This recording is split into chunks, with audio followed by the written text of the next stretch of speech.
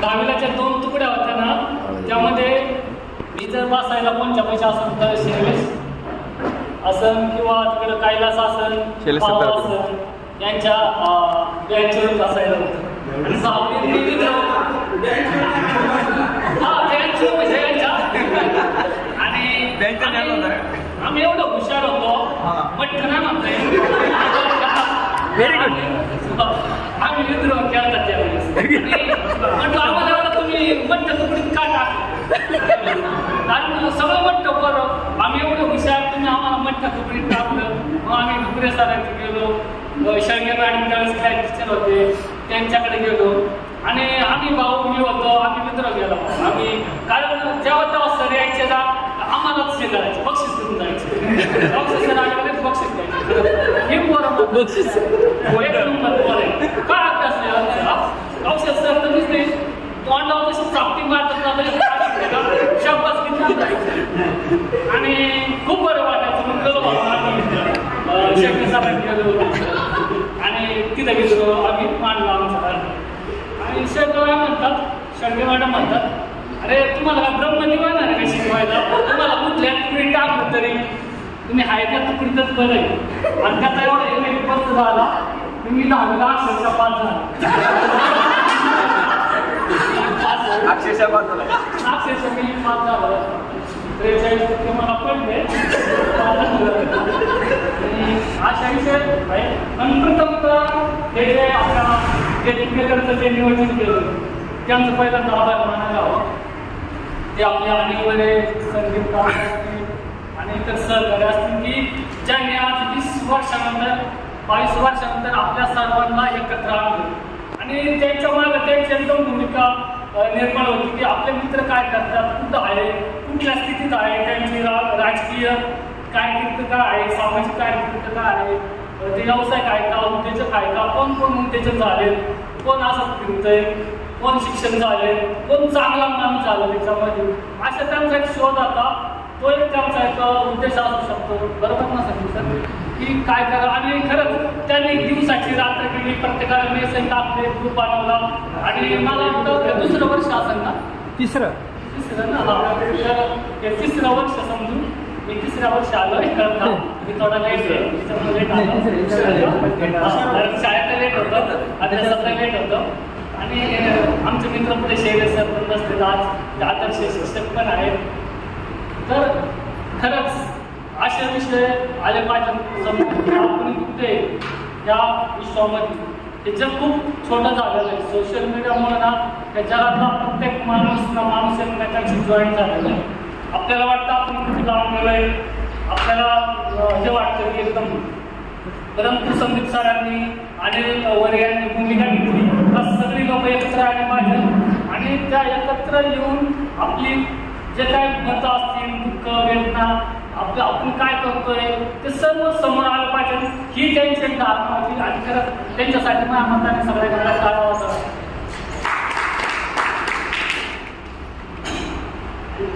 आता तुमचा प्रश्न असेल का मी काय करतोय मी काय तर मी काय असायला सक्सेसफुल माणूस नाही तुमच्या पुढं सांगायला. पण जगाच्या शाळेत जगाच्या विद्यापीठात मी शिकलेलो आहे आणि जगाच्या विद्यापीठात शिकताना खूप चांगले अनुभव आले वाईट अनुभव आले. आज जरी मला असं वाटत असेल की मी जर एक यूट्यूब चॅनल चालवतोय त्या यूट्यूब चॅनलमध्ये मी राजकीय व्यक्ती असेल तमाशा मंडळ असेल यांच्या मुलाखती घेतो मी आणि सगळ्यांच्याच मुलाखती घेतो मी कुणी पण असतो. तर एक त्या यूट्यूब चॅनलद्वारे मी ती मांडणी करतो की मला ते काहीतरी समाजासमोर आणायचं म्हणून ती माझी एक धडपड आहे. हे एक महत्त्वाचं हा एक विषय आहे. दुसरं म्हणजे आपण जीवनात काम करताना आपल्याला वाटतं की आपण एक सक्सेस आहे आपण एक यशस्वी आहे. कोणा जो तो त्याच्या पद्धतीने त्या अँगलनी तिथं स्थिर असतो. पण मला तरी तसं काय वाटत नाही का मी सक्सेस आहे किंवा मी विजन असणारा व्यक्ती आहे माझ्या पुढं काहीतरी विजन आहे असं तरी मला वाटत नाही. काळ एवढा बदललेला आहे किंवा असं पण मला वाटू शकतं की मला काहीतरी विजन ठेवायचं. आज 38-39 वय झालेलं असतं आपलं आणि आपल्याकडे ज्यावेळेस काहीच नसतं त्यावेळेस आपल्याला वाटतं काहीतरी विजन आपल्या पुढं असायला पाहिजे. काहीतरी विजन घेऊन आपण काहीतरी काम केलं वाटतं आणि ते विजन आपल्याला कधी भेटतं जेव्हा आपण सगळे एकत्र येतो. एकत्र येण्याचा उद्देश खूप चांगला आहे. हा एक सोशल उद्देश आहे आणि त्या सोशल उद्देशातून आपण सगळेजण एकत्र येतो आणि त्यातून आपली एक प्रकारे विचारांची देवाणघेवाण होते की कोण काय करतं. आता काही युवा उद्योजक काय आहे त्याच्यामध्ये आपले बॉम्बे असतील, शिंदे, आपलं भगवान गुजरातला, ते मला आज कळलं की भगवान गुजरातला आहे. आपला ललित राजकारणामध्ये चांगल्या रीतीनं तो हे त्याशिवाय संतोष चांगल्या रीतीनं भाषण वगैरे करतोय. शेष असेल ना, बाळासाहेब असेल, म्हणजे आपण सगळेजण आहे ना पुढं पुढं हे याच्यातून कळलं एका फायद्याचं आहे. आपलं बाबू उत्कृष्ट अशी शेती करतोय, तर हे सगळं आपल्याला पुढं कधी कळतं जेव्हा आपण एकत्र आणि खरंच एकत्र आलं पाहिजे. चांगला उद्देश आहे, एवढंच मी सांगतो. सगळ्या मैत्रिणी आता याच्यामध्ये काय मैत्रिणीला ओळख घेतोय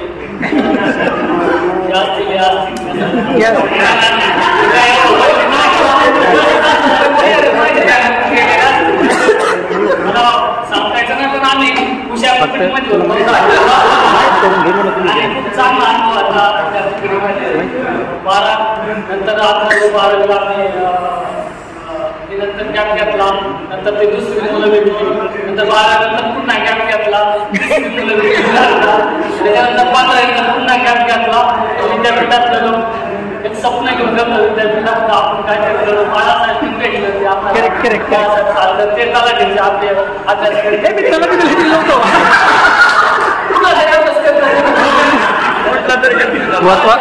कोतवालाचा होता, कोतवालाचा होता. विद्यापीठात गेला ऍडमिशन करता करता तिथं अनेक मित्र भेटले असते जे अभ्यास करत होते. ते सगळे एकदम MPSC UPSCच्या एकदम याच्यामध्ये आपल्यामध्ये पण तो काय म्हणतात ना किडा आपल्याला जागरूक झाला, आपण पण काहीतरी करायचं झाला. त्यांच्यात राहिलो अभ्यास वगैरे करायला म्हटलं राव गेलं डोक्यावरून चालू राहिले. राव आम्हाला सचिन चंदाडे यांचे पण यायचे तिकडे भेटले आम्हाला, त्यांनी थोडं गायडन्स वगैरे केलं हॉस्टेलला वगैरे सारीकरा माहिती असं नाही. आणि मग ते MPSC एकदम डोक्यावरून जायला लागली. म्हणून म्हटलं आता जरा असिस्टंट करायला 1 वर्ष तिकडे लक्ष लागलं. आता म्हटलं ते पण डोक्यावरून जायला लागलं का तर आपल्याला एवढा तास बसायचं 8 तास मिळते का आपलं काही दिसत नाही. काय करावं म्हणजे आता मनात येते ना, म्हटलं काय करावं. म्हणजे आता सरळ सेवा बंद करावी, त्याच्या नादी सरळ सेवेच्या नादी लागलं. म्हटलं येतं काय करतात 6-6 महिने वर्षभर काही घेतली नाही. मग असे काम बघायला लागला. म्हणून म्हटलं आता काय करावं. म्हटलं आता पुढे तरी जॉब वगैरे करावा. मग असे छोटे मोठे जॉब वगैरे करीत हे करीत होतो. बरं तू मला जीवनात काय करायचं तेच नव्हतं जीवनात मी पुढे हेच मला समजलं. आणि आज मला म्हणजे वयाच्या 38-40 वर्षात सगळे मित्र येऊन सांगतो की आज मला कळालं की मी कुठे, आज मला कळालं की मला विजन काय ठेवायचे. म्हणजे एवढं वर्ष आपलंच होतं, एवढं वर्ष सगळं जग पाहत होतो. ते एक सृष्टी, ते एक रंगीन दुनिया त्याच्यामध्ये दूर पाडलेलं होतं. आज म्हणजे त्यावेळेस नंतर छोटे जॉब करू लागलो, कुठल्या तरी सामाजिक संघटनेत त्यांची मतं पटत नव्हती. ते वाचन आपण विवेक करायचं, इतिहास वेगळा असायचा सांगायचं. त्याच्यामुळे एकदम व्यक्तीचं माइंड आहे ना माझा एकदम असा ह्याचा त्याला काय बोलतो कन्फ्युजन मध्ये माइंड होता. आणि त्या कन्फ्युजन माइंड मध्ये ना एकदम हे होतं काय करावं काय नाही. सगळे सामाजिक संघटनेची मतं वेगळी, इथं वेगळंच होतंय आणि चाललंय वेगळं, परिस्थिती वेगळी, त्याच्यात आपली परिस्थिती काय वेगळी. तर एक मित्र भेटला मला पुण्यामधला बायका आणि तो हे बिल्डर आहे, त्याचं कंस्ट्रक्शन लाईनमध्ये तो एकदम व्यावसायिक आहे. तो पण शून्यातून वर गेला माझ्या संघ कशी करत होता तो. मग त्याला भेटलो मी, त्याने सांगितलं की हे काय म्हटलं तू काय करतोय काय नाही म्हटलं हे साक्षी 17-18-10-15 हजार रुपयाची काम करतोय. मग त्याची पण परिस्थिती म्हटलं मी पण याच्यातून गेलेलो आहे.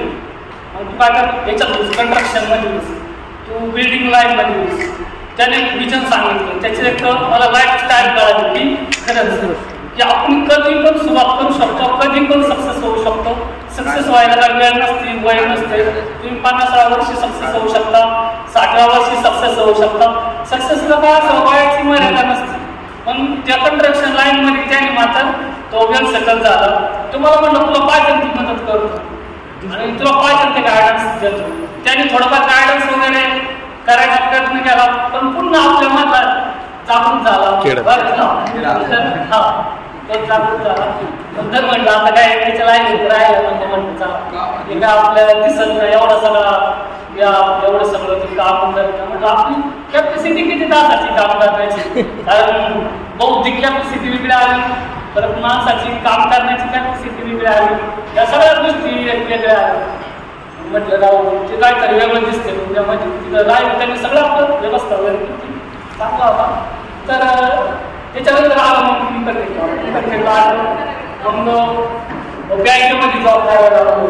ते कुठला कोरोना काळामध्ये याचा जॉब सिक्युरिटीचा जॉब एकदम मस्त निवांत जॉब बसायचं. मग त्याच्यात काय मित्रांची काय ते जॉब करते, तुझं काय शिक्षण, हे 60-70 वर्षाची मुलं अशी जॉब, माणसाची जॉब करते, कशाला विनाकारण अशी जॉब करतो. त्याच्यात ती लोकांचं हे काय असतं, म्हणजे काय म्हणतात ना त्याला जॉब चांगला नाही, पण ते जॉब चांगला होता. पण ते जॉब करता करता वाचन तर चालू. आताही माझ्या घरी 12-13 पुस्तकं, सगळ्या महापुरुषांची पुस्तकं, सगळ्या संतांची पुस्तकं, बॉलिवूड राजकारणाची सगळ्यांची पुस्तकं आणि सगळं म्हणजे जे जे काय मला प्रश्न पडत गेले, धर्माविषयी प्रश्न, राजकारणाविषयी प्रश्न, इतिहासाविषयी प्रश्न, ते उकरून काढले, त्याचा स्टडी केला आणि त्याच्यानंतर म्हटलं आपलं काय करेल पत्रकार म्हणजे युट्यूब चालू करून. पत्रकार हे काय नव्हतं लोकांना, पत्रकार काय असतो माझी पत्रकार त्याची डिग्री पण नाही. जे आता आपल्याला काय तरी करायचंय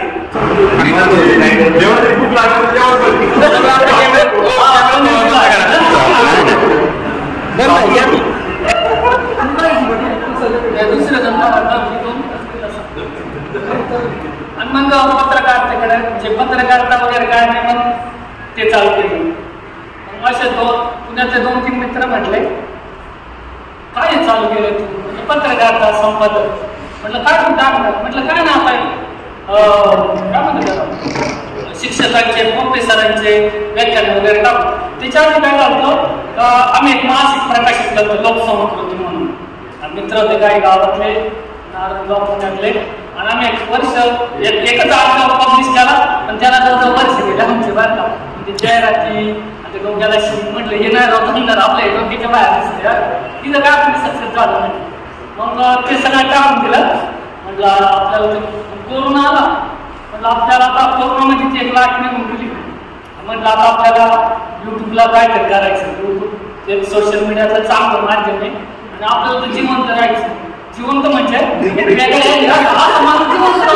असे सगळे जिवंत आहे, पण आपली एक वेगळी परीक्षा बरोबर कारण आपली कोण आहे काय का काहीतरी विजय घेऊन काम करायचं. म्हणून आपल्याला जिवंत माणूस म्हणून समाजात पुढे राहायचं, आपल्या आत्महत्या पण दाखवायचं. मग युट्यूब चालू केलं.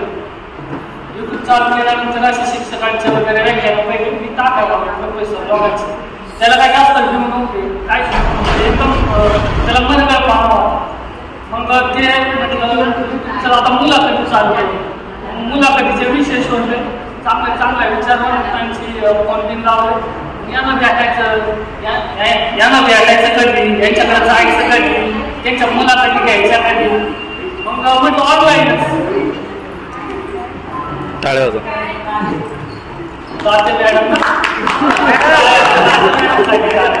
आता काय सध्या आणणार आहे उंडे का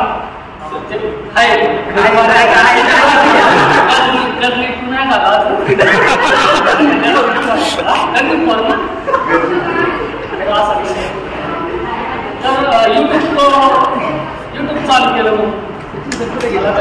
म्हटलं युट्यूब मधून करावं, पण ती काय व्याख्यानांना काय आपण म्हणतो कसं नव्हतं, लोक काय करायला हे नव्हते.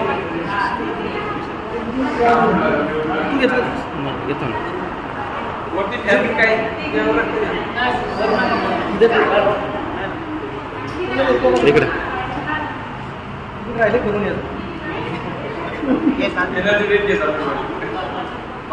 युट्यूबमधून ना मुलाखती घ्यायला लागलो. शेवटच्या टप्प्यावर चांगल्या मुलाखती वगैरे व्हायच्या, पण त्यांना काय व्ह्यू नव्हतं. आता काय करायचं, व्ह्यू तर काय येतच नाही. मग एखादा जॉब वगैरे करायचा 2-4 महिने, त्याच्यातून थोडे पैसे वगैरे साठले तर जॉब द्यायचा सोडून पुन्हा मग काय तरी वेगळं करायचं आणि कोणते तरी सल्ले ऐकायचे, कोणतं तरी मार्गदर्शन घ्यायचं.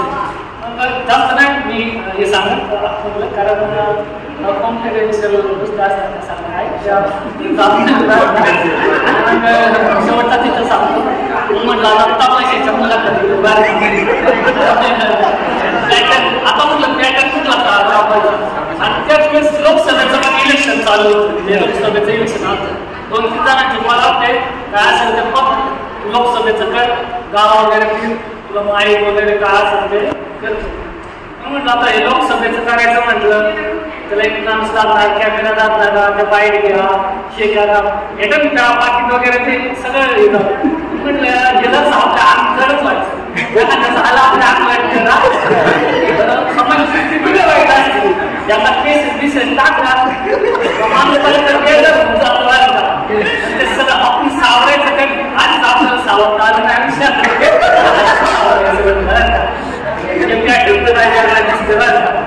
चला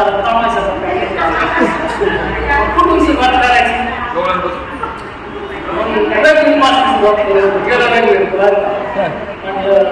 मुलाखत घ्यायची तुमची. ते काय लोक काय एवढं त्यांना पत्रकार वगैरे काय मुलाखत ठीक आहे म्हटलं मला मॅडमची मुलाखत घ्यायची. म्हटलं मला माझी मॅडम कोरोनामध्येच गेली काय करायचं ते थोडं समस्याचं काम मी तुला आताच नव्हतं करून गेला. म्हटले माझी बहीण आहे ना मंदाराणी, म्हटले मंदाराणीची मुलाखत तू घे. काय मुलाखत होईल मंदाराणीचा जे काढेपर्यंत मंदाराणी मंदाराणीची मुलाखत घेतली प्रश्न काय विचारायचं काय नाही, तुमचं तमाशा कधीपासून तुम्ही काम करताय की परत तुम्हाला तुमच्या कलावंतांचं का आले असं तसं थोडं विचारल्याची मुलाखत गेली 40,000 ती मुलाखत व्हायरल झाली. म्हटलं आता पहिला पॅकेट आपला चालला आता म्हटलं गायला की मारा आता माझी बहीण शिवायला. आणि खरं तमाशा माझं चॅनल मॉनिटाईज झाला, डॉलर चालू झाले आणि मी त्याच्यात युट्यूबमध्ये सक्सेस झालो. आणि एवढं सांगतो की जीवनात काहीतरी विजय किंवा भले वय आपलं 40 हो 35 हो काहीतरी वेगळं शिकायला मला कळलं. आता तुम्हाला तर मी काय सल्ले देणार नाही, उपदेश देणार नाही, पण माझ्यातून जे काय उपदेश घ्यायचा तो घ्या. पण एक वाच घ्या की ते म्हणतात ना गडून पाण्याला एक वास असतो तिथं जात नाही. आपल्या ती निर्माण नको व्हायला ती त्याला माणसाचा बद्दल समाज काय बोलत राहतोय तेव्हा हे झालं. आपण जर व्यवसाय केले एक वेगळ्या संकल्पने सांगतो कशावर आपण व्यवसाय केलाय पैसा आहे गाडी बांगला आहे सगळे, परंतु आपण आपल्या पुरतं मर्यादित. त्यावेळेस त्या माणसाची पण त्या डबक्यासारखी असते, त्या एका नाल्यासारखी असते, त्या एका खळखळाटसारखी असते. परंतु आपल्याला जर काहीतरी वेगळं काहीतरी स्टँड घ्यायचं असेल करायचं असेल तर आपण व्हायचा कुठल्या पण वर्षी ते करू शकतो. एवढंच बोलतो थांबतो. संदीप आसन, अनिल आसन आणि सर्व मित्र मैत्रिणींचे आभार मानतो आणि खरं धन्यवाद देतो. धन्यवाद.